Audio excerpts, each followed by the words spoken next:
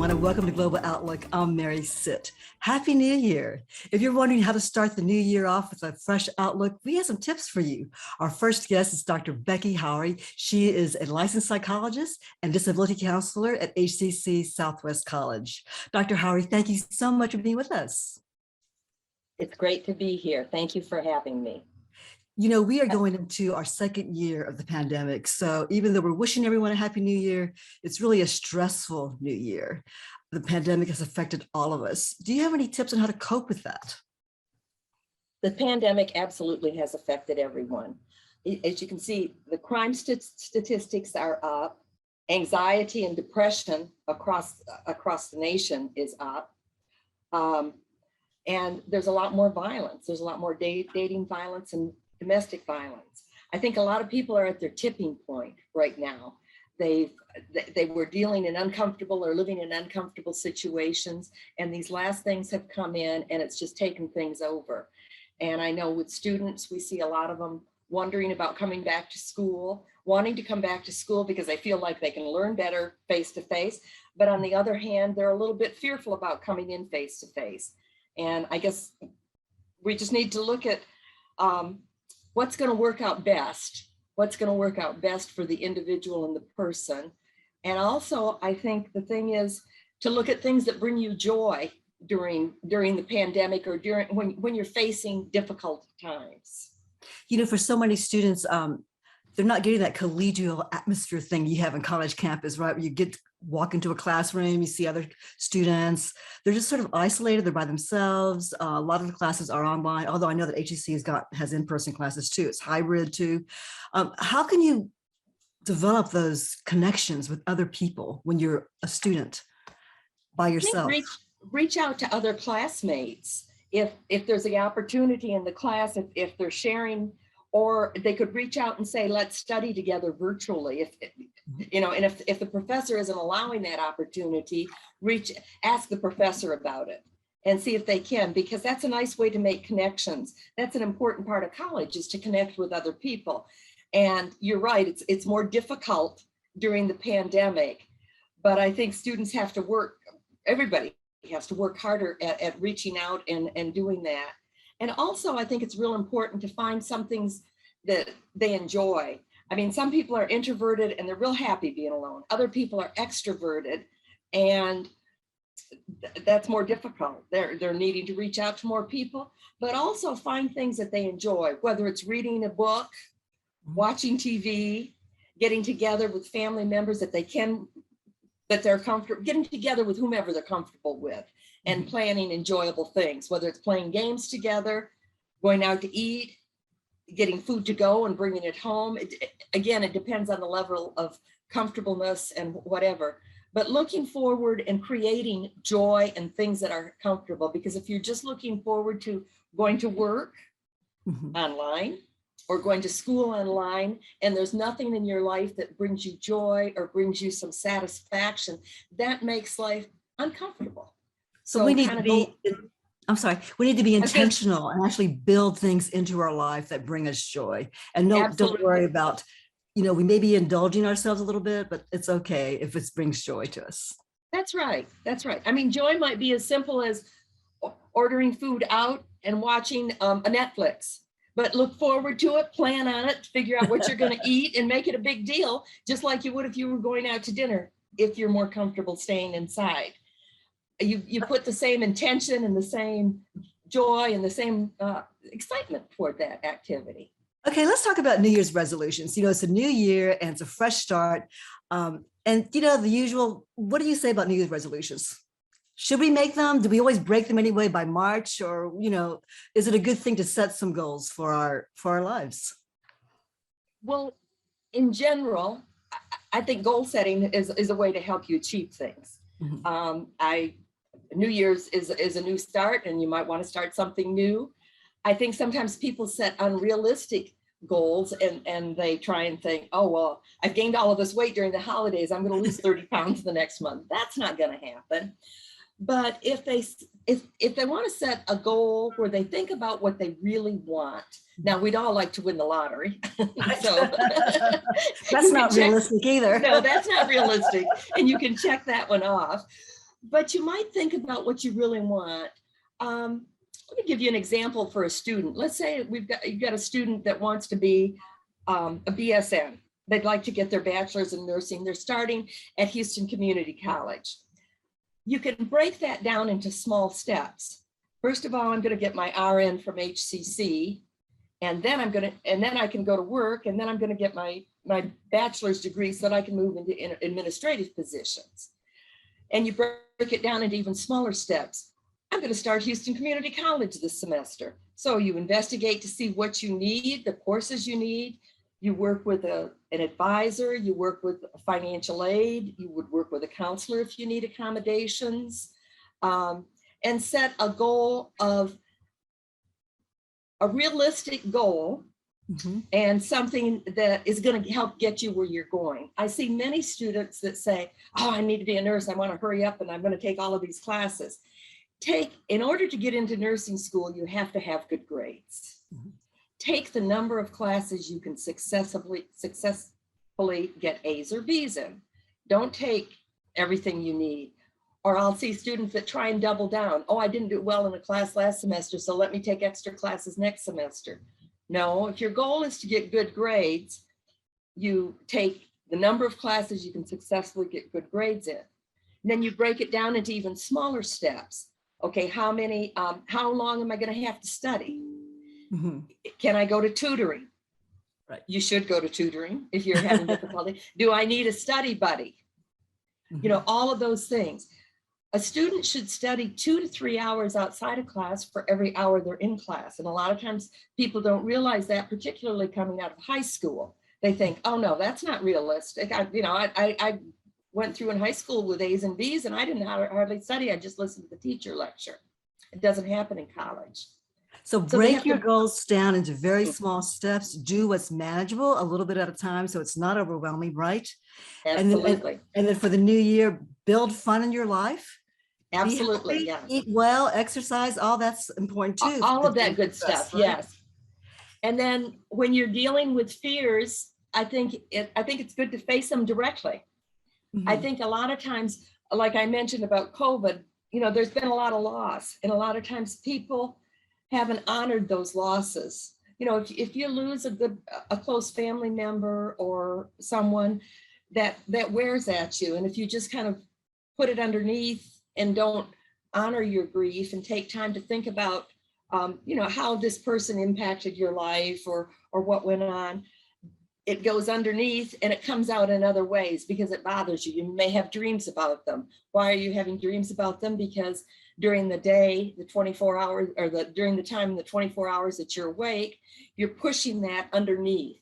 You're pushing that down underneath so that you don't have to think about it. And so it comes out in your dreams.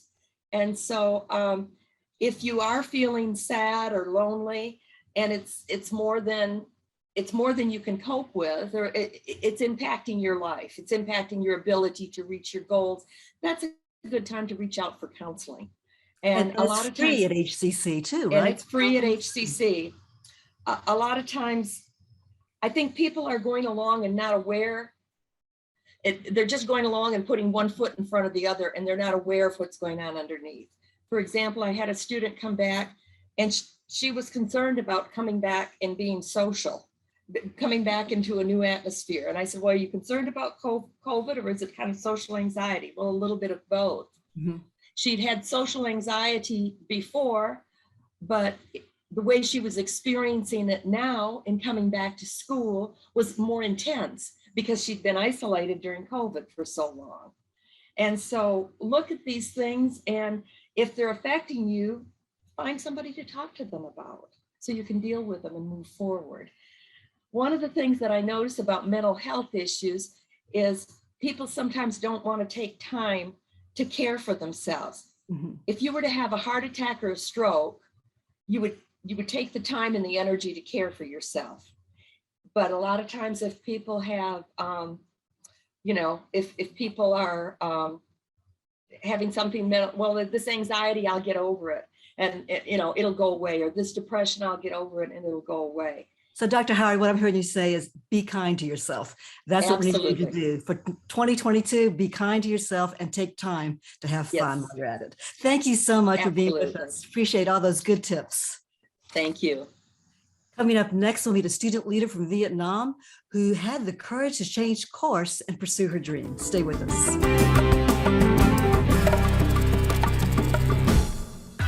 Frame your future with HCC. Enroll today for spring classes. Today I'm going to talk to you about physics. Come on in, girls. Let's go. This is the first rocket to get humans to Mars. Really tall. I'm a rocket structural engineer, designing and building parts of the rocket. You are the generation that will be stepping foot on Mars. Do I have a group of astronauts on my hands? Yes. You can become a rocket scientist or whatever else you want to be. It takes less than 1 minute to find out if you may have prediabetes. You can do it here. But I get it, you're busy, and busy people can't have prediabetes. I read that wrong. They can, okay? Just go to the site. La forma en la que ves tus opciones puede cambiar en un minuto. Houston Community College te ayuda a encontrar tu camino con más de 200 programas que te abren oportunidades a puestos de trabajo. Inscríbete hoy para las clases de primavera y enfoca tu futuro con HCC. Our next guest came here from Vietnam and earned her associate degree in biology and then pivoted when she realized that wasn't the course for her. Nguyen is now studying accounting at HCC. She's a secretary of the United Student Council and secretary of the Central Student Government Association. Thank you, V, for being with us. My pleasure to charge you today. So we started in the new year, so happy new year. That's great. Well, you know, you came over here and you already earned a degree, associate degree in biology. What happened there? Why did you want to start over in accounting? So actually, I do the research about getting into a nursing school, and I found it like a lot of obstacle, like a tuition fee for international student. That's the most important thing to me. So I'm like, should I change the major? And then when I get to the OPT, it's like the international student benefit. After you graduate, you can work for a year. And then I find it like it's hard to find a job relating to biology at that time. And then I know nobody here like relating in that field. And then so I'm like, let's just find some place that I can fill in my OPT. And then I work for What is OPT? It's like a optical training process. Okay. After you graduate, you can take a year to work like legally. Right. Yes, as my international student status. Mm-hmm. So then I tried to find a place to work, and then I found the place like a store, the retail store, and I work as an assistant manager. And then I'm like, should I go back to business? Because at the first time, during the time I study in Vietnam, I study English business in Vietnam. So I'm like, should I go back to business? So after I working for a year, and then I just want to like go back to school. And then I found accounting. So somehow just, yeah. You felt a calling in that field and you really liked it for business and accounting. Yes, more so I than feel like I found passion in accounting and business. So it's important as a student to find your passion and pursue it, right? Did you feel like, was it hard to make that decision to switch from nursing to accounting because you felt like, you know, I already got my associate's degree, I'm wasting money, not really, but, you know, did you feel like that at all? I feel like it's just an experience in your life. So, but yeah, basically, just don't feel like it's your obstacle or your difficulty in your life. Just feel like if it's not fit for you, then just find something else that fit you more. So I think I find passion in business and basically in accounting. So I just get it in. That's great. And you were courageous enough to make that switch and not just give up, drop out. You said, you know, this isn't working for me in biology, nursing. I'm going to switch, made the switch. And so your advice to other students would be to do what? Not give up and don't have any regrets? So tell me, why did you choose HCC in the first place to go to school? So actually, from the beginning, I have my uncle family living in Texas, especially in Houston. And then I'm asking, so do you have like any university or community college that I can attend in? And then he gave me the list, like Lone Star, and then I think San Jacinto College, and then SEC. And then I found like there are many locations of SEC that I can feel like convenient to like drive around Houston. Because there are many So yes, campuses, right? yes, I pick up SEC. Now, V, you're a student leader. You're very active in student government. Tell me what you're learning from doing that. So everything coming to me like it just happened. I have no idea about SGA or USC as well. So I just got the email one day and then asking if I want to like register or apply for a position in SGA and USC. So I just nominate myself and then let it go. Yeah. And what have you learned so far doing that, being a student leader in those roles? So I have learned a lot. So during as the secretary of USC, so you have to like taking note, and then we have the certain meetings. So once a week we have the e-board meeting, and then once a month we have the general assembly meeting. So during the meeting you have to like perform something like professional and in the right way. So I'm like, yeah, I have learned like how you run a meeting like professionally. And then I have talked to like many partners with USC as well, like Mr. Niti, he's from department, International Student Department. He's the director. Right. So like, I feel like when I have that position, I can get more opportunity to like know more people like in a higher level. That's great. So you're networking and you're also learning professional skills, how to run a business, how to operate a meeting, that sort of thing, right? Yes. That's great. Well, thank you so much for being with us, V. Nguyen. And if you had to give one piece of advice to other students, what would you say?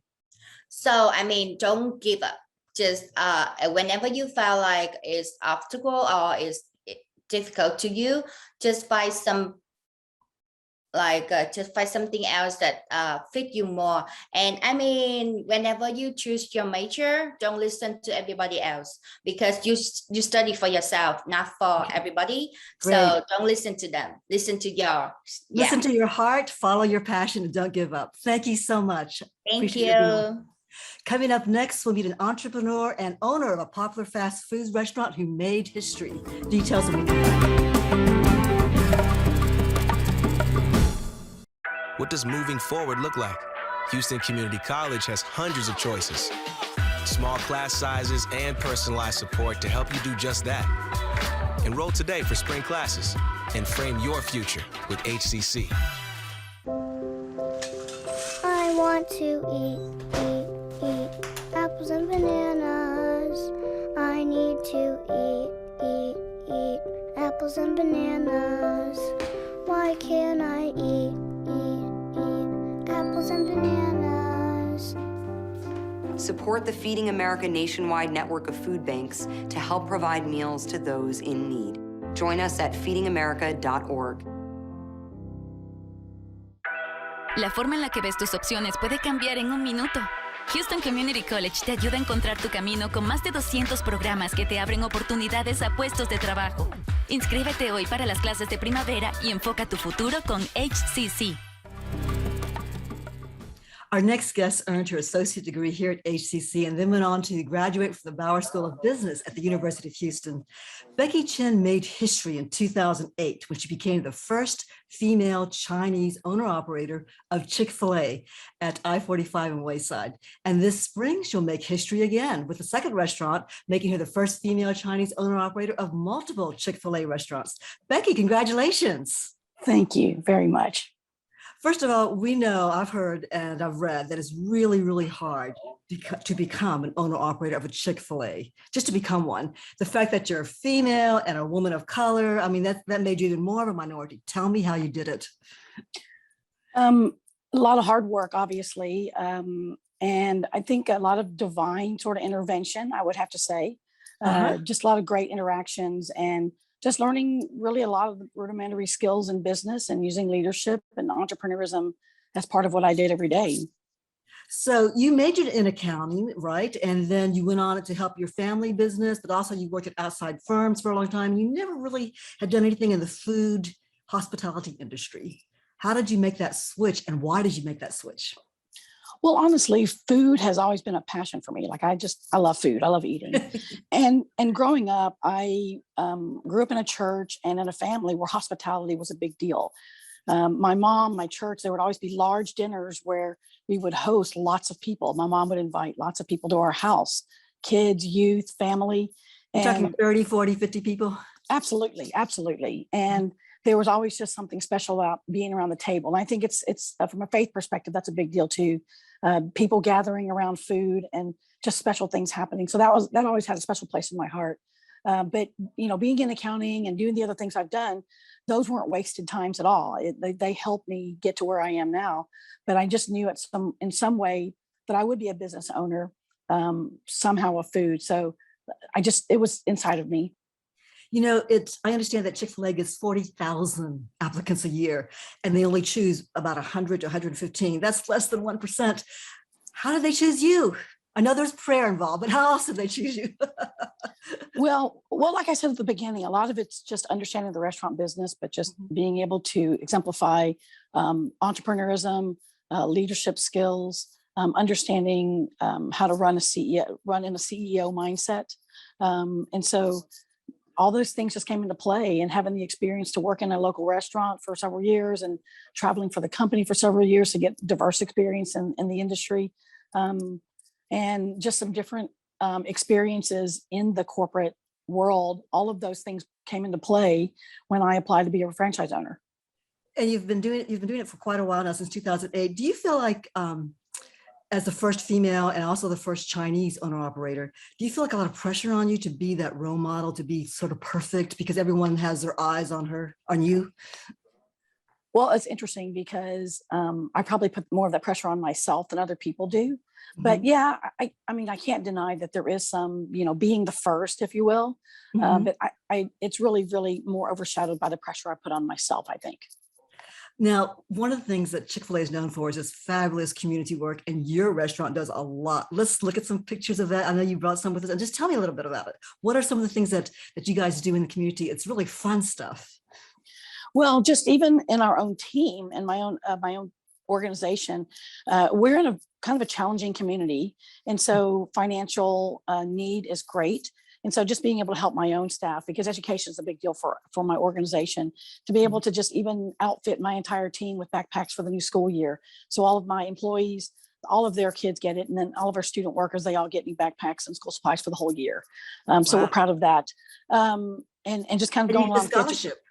I'm sorry. Yeah, going along with the education. Yeah, Chick-fil-A, as well as our organization, we give scholarships out to college students. We have some that actually graduated from HCC and went on to bigger and better things, honestly. So yeah, $2,500 scholarships for students that go to college. And then you have an annual Easter egg hunt. Tell me about that. So yeah, we have an Easter egg hunt that it has grown to as large as 20,000 eggs, free the community. We have business partners, local nonprofit organizations, school system that are involved in putting on this gigantic Easter egg hunt for our community.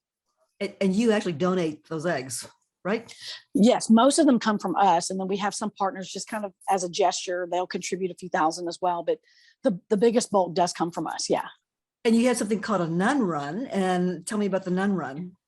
Yeah, the Nun Run, we're really proud of. We've been a 7, maybe even 8-year sponsor of this partnership with the Christus Health Foundation.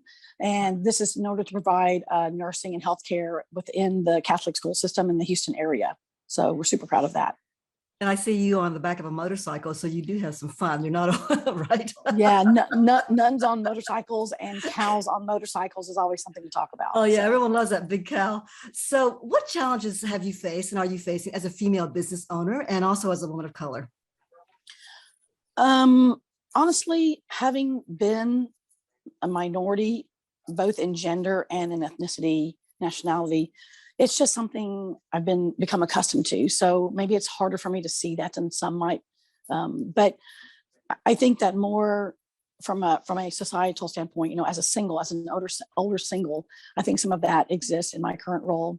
We're somewhat of a traditional company, a Southern traditional company, and so it's a little harder because a lot of things are more applicable to married men than maybe single female, and so that can be a little challenging in terms of having conversations, the sorts of scenarios that are created, and that sort of thing. But I think that even more now, I would say kind of the opposite, that there is more of a focus on female operators now than there ever was. So we're actually in a good season. It's never fast enough, but being a woman of color and being a woman, I think has helped a lot. The company's becoming more open-eyed, sensitive to population and representation in our operator population. So, and I think only about 12% of all Chick-fil-A owner operators are women, right? That's correct. Yeah. Still lower than we'd like, but lots higher than it used to be. And you're doing something personally to help support that network of women, right? Tell me what you do. So just from a personality standpoint, I love gathering. And so just even you're in the party person, Becky, right? In the Houston area, we have regular meetings of our Houston area Chick-fil-A female operators, and there's probably 20 of us now. And then annually we'll gather as a chain at different locations, and we'll have a retreat that we discuss business, personal, company things, but just professional development and personal development. You said that the best days end with a sore feet and a full heart. What gives you that full heart? When I see a team member that finds passion in something, that's exciting. When we see guests or hear from guests that have had a great experience, that's exciting. When we see educational initiatives that are reached, we're excited about that. That gives me a lot of joy. So lots of things. So what leadership tips would you give young people how to become a leader like you are? I know you had great role models. Your parents were wonderful. They were immigrants. They were entrepreneurs. They were successful business people. And you sort of got all that ingrained in your DNA probably. But what sort of other tips would you give to how to be a good leader, a successful leader? I think leaders are readers. So I think reading is a big deal. There's tons of books out there. And even when you talk about reading, even if we take that to technology and say, go to podcasting, there's tons of podcasts, TED Talks around leadership that you can listen to on a drive to work, even if you're doing something completely different. I'd say find a mentor, someone that you admire that has some leadership skills that can speak into what you're doing and meet regularly. But those are the two biggest things I think for me that helped me a lot. That's wonderful. And what advice would you give to future entrepreneurs who want to go into the food industry business? I would say don't give up. It's hard. The quick service industry and actually retail in general can be really difficult. And then having, coming out of a pandemic or kind of wading our way through pandemic seasons, it's hard to just go to the everyday, the normal. And so be okay with the normal, be okay with the mundane, because sometimes retail can be sort of mundane seeming. Find out your bigger why and let your everyday kind of follow that path to your bigger why. What are you getting to? What's your bigger goal that your current job is helping you get to? And possibly that could lead to restaurant ownership or retail ownership. It did me. It wasn't a plan for me. You sound like you'd be a great mentor, I'm sure. Are you mentoring other young ladies? I do meet with a few people. Yeah. That's great. So tell me what's next for you professionally. Well, there's a lot going on with the second restaurant opening next spring. And so I think I'll be busy with that for a little while, but I think just continuing to find opportunities to speak in the community, to bring the Chick-fil-A story out, but also to just raise up young leaders. That's a big deal for me. Next generation is a passion for me. So there will always be time that I can find in investing in the next generation somehow. You're going to pass it on. And that's wonderful. Thank you so much, Becky, for being with us. Thank you. Thank you. That's all for this edition of Global Outlook. We'll see you again on Comcast Channel 19 every Friday and Sunday at 7:30 a.m. and p.m. plus Saturday at 10 a.m. Or you can download a podcast to go on our website at hccs.edu/podcasts or watch the full video version on HCC's YouTube channel. I'm Mary Sitt. Thanks for watching and have a great year ahead.